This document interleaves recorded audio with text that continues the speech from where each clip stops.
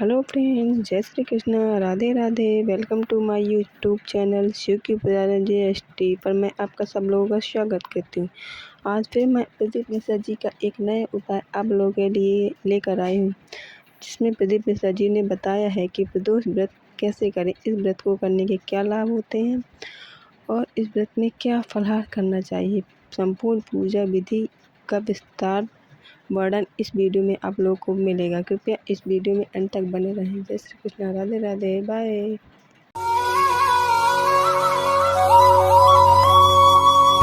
प्रदोष व्रत करने वाले को भोजन नहीं करना चाहिए, ध्यान दीजिए। फलाहार करो, उसमें भी नमक का सेवन मत करो। प्रदोष व्रत में नमक का सेवन वर्जित होता है। कारण क्या कारण होता है? उसका एक कारण माना गया है, नमक की वर्जितता। जिस समय पर एक नगर में एक ब्राह्मणी रहती थी, बहुत भाव से सुनिएगा, प्रदोष व्रत नमक को त्यागने का भाव। प्रदोष व्रत की किताब में भी मिल जाएगा आपको, आप पढ़ेंगे तो सुना होगा आपने।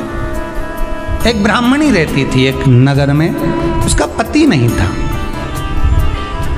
छोटा सा बालक एक साथ में रहता, छोटा सा बालक। अब ब्राह्मण के घर की धर्म पत्नी है। ब्राह्मण कर्मकांड करने वाला, पूजन करने वाला, पाठ करने वाला, अनुष्ठान करने वाला, पूजन करने वाला, मंत्र जाप करने वाला, भगवत भक्ति में डूबने वाला। ब्राह्मण तो चले गया, ब्राह्मणी बच्चे के साथ रह रही। क्या करे वो? अकेली निवास कर रही है, अकेली रह रही है। और ब्राह्मणी बच्चे के साथ भ्रमण करती रहती, घूमती, कहीं कहीं दर दर जाकर कुछ भिक्षा को मांग कर लेकर आ जाती। और भिक्षा लाने के बाद में उस भिक्षा को जब लेकर आती तो अपने बच्चे को भी खिलाती और स्वयं भी उसका पान करती। एक दिन ब्राह्मणी भ्रमण करते करते प्रदोष काल के समय पर शिव मंदिर में प्रवेश करी। प्रदोष काल के समय पर, और शंकर मंदिर में जब प्रवेश करा, प्रदोष काल किसको कहते हैं? सूर्य अस्त हो रहा हो, रात्रि प्रवेश कर रही हो, दोनों का जब मिलन हो रहा हो वो प्रदोष काल कहलाता है। दोनों का जब मिलन हो रहा, सूर्यास्त हो रहा हो, रात्रि अपना चरण बढ़ाने के लिए आगे बढ़ रही हो और दोनों का जब मिलन हो रहा है, वो प्रदोष काल है, वो प्रदोष का समय है। ब्राह्मणी मंदिर में प्रवेश कर रही। जब ब्राह्मणी मंदिर में प्रवेश करी, मंदिर के अंदर पहुंची, प्रदोष काल का समय था, प्रदोष का समय चल रहा था। और प्रदोष काल के उस समय में, प्रदोष काल के उस समय में जब ब्राह्मणी ने देखा कि कोई भगवान की भक्ति में लगा हुआ है, भगवान के रस तत्व में डूबा हुआ है। आज ब्राह्मणी के पास में कुछ पदार्थ नहीं है, अपने बच्चे का पेट भरने के लिए कोई सामग्री नहीं है, और कुछ आस लेके वो प्रवेश करी है, कुछ आस लेकर वो अंदर प्रवेश कर जाती है। कोई ऋषि की पत्नी, कोई ब्राह्मण जन की अर्धांगिनी उस प्रदोष के समय पर शंकर का अभिषेक पूजन कर रही थी, भगवान शिव की आराधना कर रही थी, भगवान की भक्ति में डूबी हुई थी। जब भगवान शिव की आराधना में डूबी हुई है, आराधना कर रही है, ये कुछ पाने के लिए चली गई, ये कुछ पाने के लिए गई। और इसके मन में आया कि मैं कुछ, मुझे भोजन का कोई पदार्थ मिल जावे, मुझे कुछ भोजन मिल जावे, और जब मुझे भोजन मिल जाएगा तब मैं जो पाऊंगी अपने बच्चे को भी पाऊंगी। पर जिस मंदिर में वो प्रवेश करी थी, जहाँ पर नारी पूजन कर रही थी शंकर की प्रदोष काल में, वहाँ पर पड़ी हुई कुछ वस्तु को इस ब्राह्मणी ने मांग लिया। मेरे बालक को बहुत भूख लगी है, मेरा बच्चा बड़ा भूखा है, इसके भोजन के लिए थोड़ी सी सामग्री दे दीजिए, इसके भोजन के लिए थोड़ा सा कुछ रस तत्व दे दीजिए। उसने उठाया थोड़ा सा पदार्थ, कुछ जो उसके पास में था वो दिया।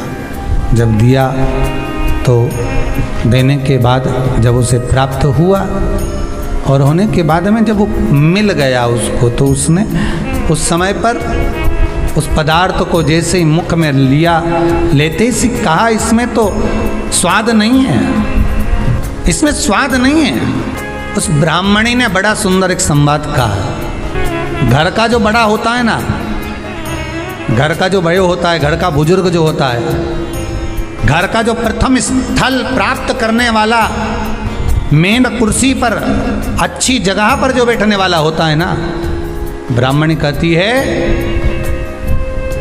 वो कभी किसी वस्तु में ऐब नहीं देखता, मिनक नहीं निकालता। समाज के अन्नकूट होते हैं, समाज के जब अन्नकूट होते हैं महाराज, समाज के जब अन्नकूट होते हैं, बड़ी बड़ी समाजों में जब कार्तिक महीने में अन्नकूट महोत्सव होते हैं, बहुत सारा प्रसाद बनता है। जो बुजुर्ग होते हैं ना, बड़े समझदार लोग होते हैं ना, तो अन्नकूट की जब प्रसाद खाने बैठते हैं ना, उसमें नमक नहीं भी होता ना, तो नहीं बोलते कि इसमें नमक नहीं है।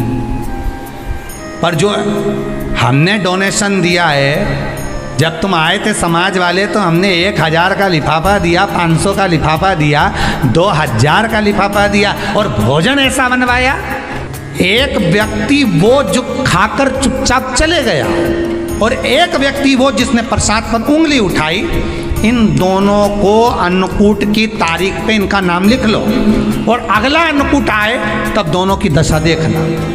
एक जो चुपचाप खाकर चले गया, भगवान के प्रसाद को प्रसाद मानकर, प्रभु का दर्शन मानकर लेकर चले गया, वो उन्नति की सीढ़ी पर चढ़ता चले गया, और जो मिनक निकालता रहा वो साल भर खटर पटर की जिंदगी जीता रहा। भगवान के प्रसाद में कभी भी ध्यान रखिएगा, भगवान के प्रसाद के अंतर्गत स्वाद की कोई मूलता नहीं होती। भगवान का प्रसाद स्वयं स्वाद है।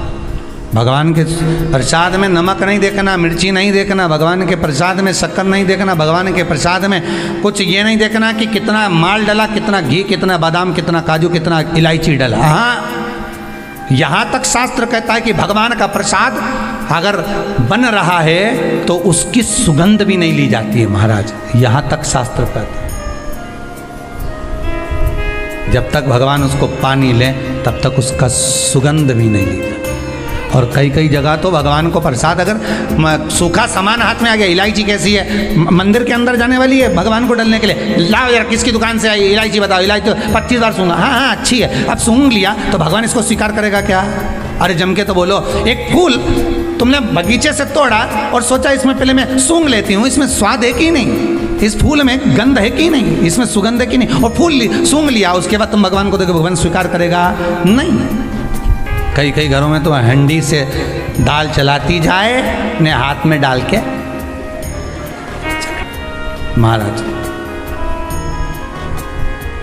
ब्राह्मणी ने जैसे मुख में लिया थूक दिया। ये श्रेष्ठ नहीं है।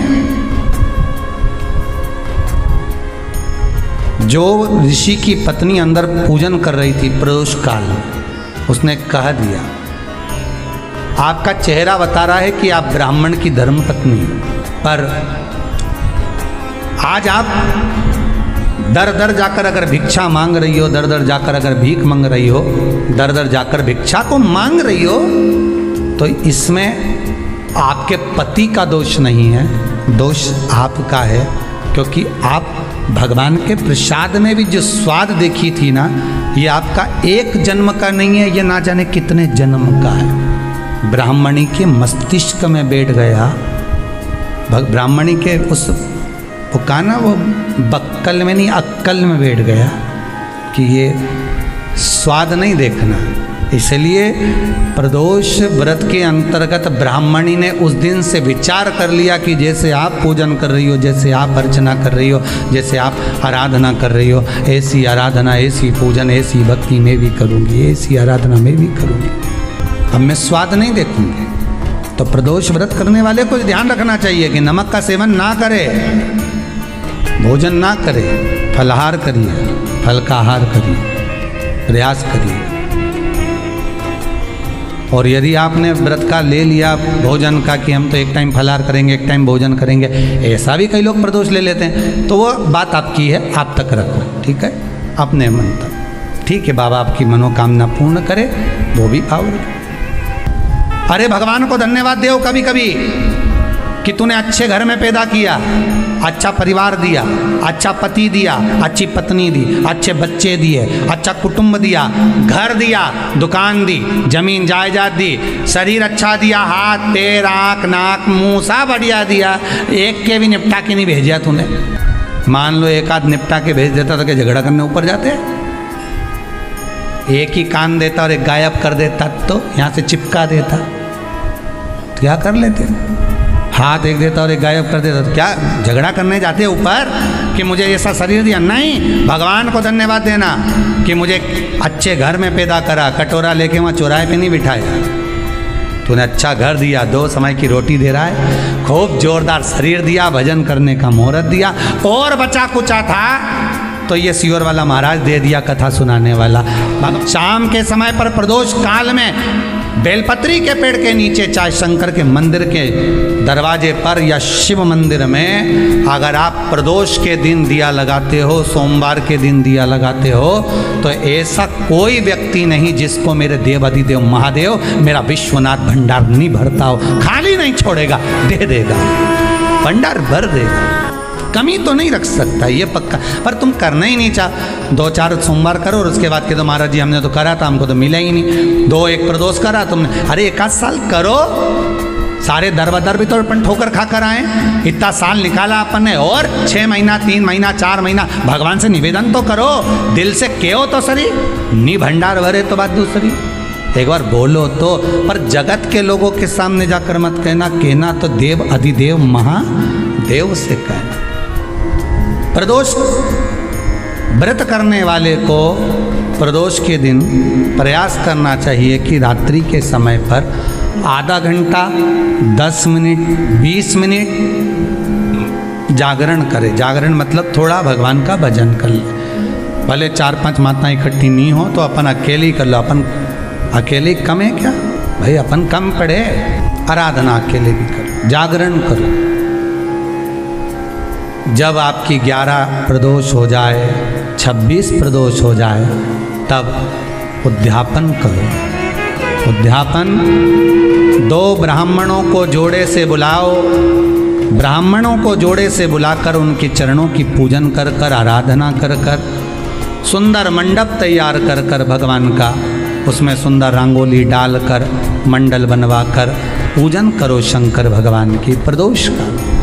एक दिन पहले गणेश की आराधना करो, पूजन करो, और प्रदोष वाले दिन जो मंडल बनाए हैं पूजन अर्चना करने के लिए, जो स्थान दिया है उसकी आराधना करो। खीर की आहुतियाँ दीजिए 108 बार, जो ब्राह्मण आए उनके माध्यम से मंत्रों द्वारा पूजन कराकर खीर की आहुतियाँ दीजिए शिव नाम पे महाराज। फिर ब्राह्मणों को जोड़े से भोजन कराकर, चरणों को नमन कर कर, दक्षिणा प्रदान कर कर, निवेदन कर कर ब्राह्मणों से कहें, हे ब्राह्मण देवता, आप हमें आशीर्वाद प्रदान करें कि जिस प्रदोष का हमने व्रत किया है उस व्रत का पुण्य फल हमें प्राप्त हो। ऐसा ब्राह्मण चरण को नमन कर कर, प्रणाम कर कर उनसे अपने मस्तक पर अक्षत छुड़वाएं, फिर नमन कर कर भोजन कराकर विदा करें। शाम को भगवान का जागरण करें। ऐसे प्रदोष व्रत का उद्यापन कर अपने जीवन को सार्थक बनाएं। ऐसा सुंदर प्रदोष व्रत का व्याख्यान वर्णन स्कंद पुराण में करा गया। वही स्कंद पुराण का प्रदोष व्रत का वर्णन आपको शिव महापुराण के इस सुंदर संवाद में किया गया।